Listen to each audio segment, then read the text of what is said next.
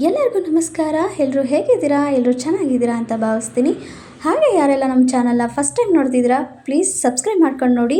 ಹಾಗೆ ಪಕ್ಕದಲ್ಲಿ ಕಾಣ್ತಿರೋ ಬೆಲ್ಲೈಕನ್ನ ಕ್ಲಿಕ್ ಮಾಡೋದನ್ನು ಮರಿಬೇಡಿ. ನಾನಿವತ್ತು ಒಂದು ಟೆಂಪಲ್ ವಿಡಿಯೋನ ನಿಮ್ಮ ಜೊತೆ ಶೇರ್ ಮಾಡ್ತಿದ್ದೀನಿ.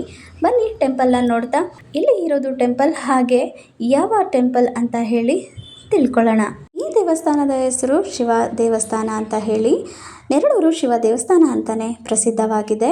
ಇದು ಬೆಂಗಳೂರು ಆನೇಕಲ್ ತಾಲೂಕಿನ ನೆರಳೂರು ಅಲ್ಲಿರುವಂತಹ ಒಂದು ಅತ್ಯಂತ ಸುಂದರ ಮತ್ತು ಶಾಂತಿಯುತವಾದ ಧಾರ್ಮಿಕ ಸ್ಥಳವಾಗಿದೆ.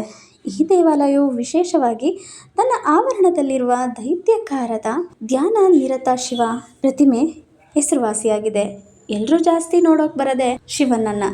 ಯಾಕೆ ಅಂತ ಅಂದರೆ ಅಷ್ಟು ಚೆನ್ನಾಗಿದೆ, ಅಷ್ಟು ಸುಂದರವಾಗಿದೆ.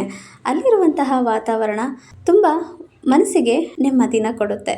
ಇನ್ನು ಪೂಜೆ ವಿಶೇಷ ಏನಪ್ಪ ಅಂತಂದರೆ ಪ್ರತಿ ಸೋಮವಾರ ಬೆಳಗ್ಗೆ 7:30ರಿಂದ 9 ಗಂಟೆವರೆಗೆ ಶಿವನಿಗೆ ವಿಶೇಷ ಅಭಿಷೇಕ ಮಾಡಲಾಗುತ್ತದೆ.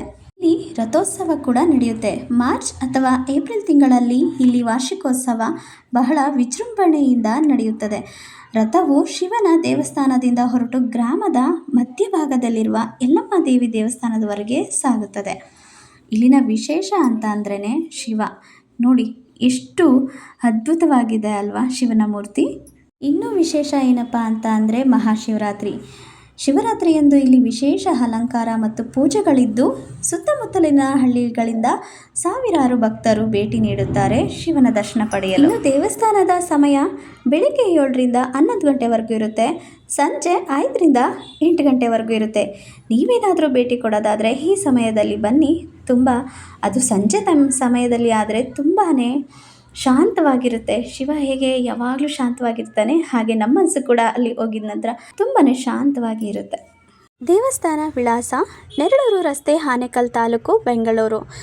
ನಮ್ಮ ಚಂದಾಪುರದಿಂದ ಸುಮಾರು 5 ಕಿಲೋಮೀಟರ್ ಮತ್ತು ಅತ್ತಿಬೆಲೆಯಿಂದ 5 ಕಿಲೋಮೀಟರ್ ದೂರದಲ್ಲಿದೆ. ನೀವು ಯಾರಾದರೂ ನಿಯರ್ ಬೈ ಅವರಾಗಿದ್ದರೆ ಎಲೆಕ್ಟ್ರಾನಿಕ್ ಸಿಟಿಯಿಂದ ಅತ್ತಿಬೆಲೆ ಏರಿಯಾ ಒಳಗಡೆ ಇರೋರಾದರೆ ಇದು ನಿಮಗೆ ತುಂಬ ಹತ್ತಿರ ಆಗುತ್ತೆ. ಒಂದು ಒಳ್ಳೆ ಪ್ರಶಾಂತವಾದ ವಾತಾವರಣ, ಹಾಗೆ ದೇವಸ್ಥಾನ ಕೂಡ ಅದ್ಭುತವಾಗಿದೆ. ಒಮ್ಮೆ ಭೇಟಿ ಕೊಡಿ ಅಂತ ಹೇಳೋಕ್ಕೆ ಇಷ್ಟಪಡ್ತೀನಿ.